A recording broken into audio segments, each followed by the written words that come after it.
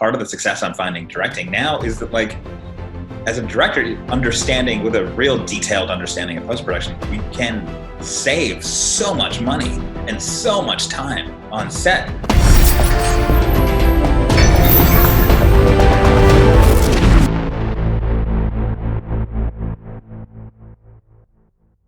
Editors are creative leaders on shows. Like, I think at some point long ago, it was like sort of a technical process. Like you were talking about, like not being an avid tech and all this, but like, it's, you know, at least a third of the process. Like, you know, there's like writing and pre-production, there's actually shooting, and then there's post, and post is its whole own phase of the project where things change dramatically. Where the, you know, the TV show or the film comes together. I mean, that's like the essence of filmmaking. It's a unique thing that doesn't exist outside of filmmaking.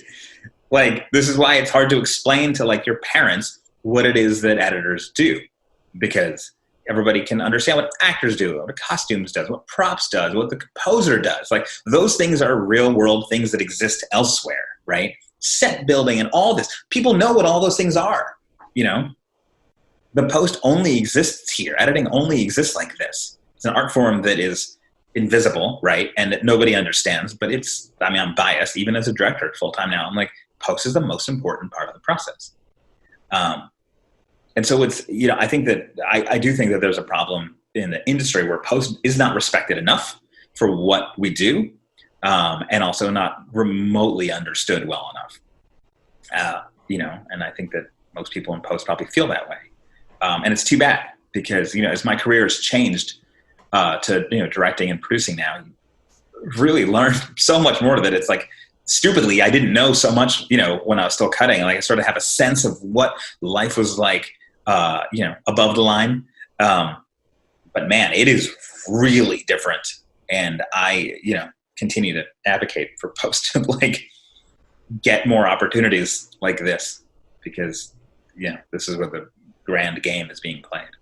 Well, what I've always talked about for years and years and years is you look at the process, like you said, you do the math just as far as number of days involved with the project outside of the showrunner, the show creator, the main writer, like head writer, showrunner, or a director if you're in features.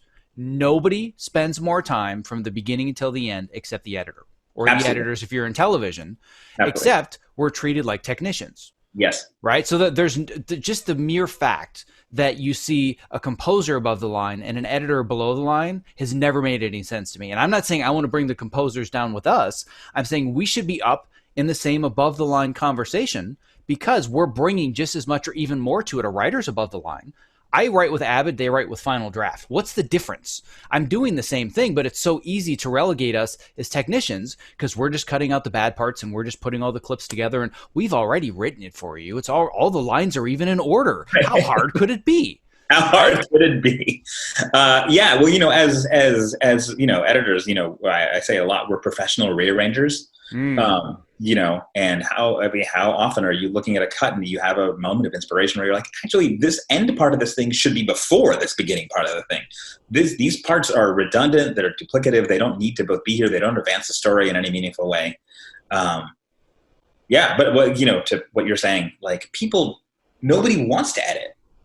You know, I mean, people obviously want to, and I love doing it. I haven't got the chance to do it in a while, but like everybody industry-wide, like people want to like write and direct and act, and those are things that, you know, everybody's aiming for. Nobody wants to be an editor, you know, because like nobody understands what it is. And it seems weird and foreign and strange. It's not a thing that's easily explainable to other people.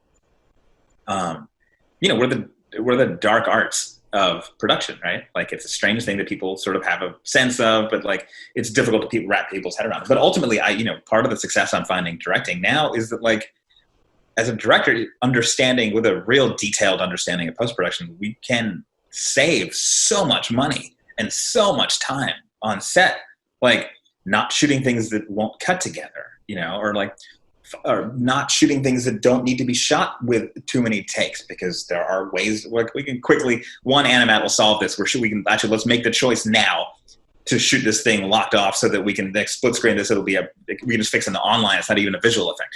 Things like that, you know, I'm like, hey, if we're gonna pick this scene up again from the middle. Just make sure this one actor is turning back around so that we have an actual cut point to come from the shot that I expect is going to go before it in the sequence. I'm constantly when I'm on set, I'm constantly picturing what the script window looks like for this scene. I'm like looking at it, I'm like, well, okay, yeah, there's enough of these, there's enough of A here. We'll need B from over, like, just, I have no concept of how people direct without a detailed understanding of proposal.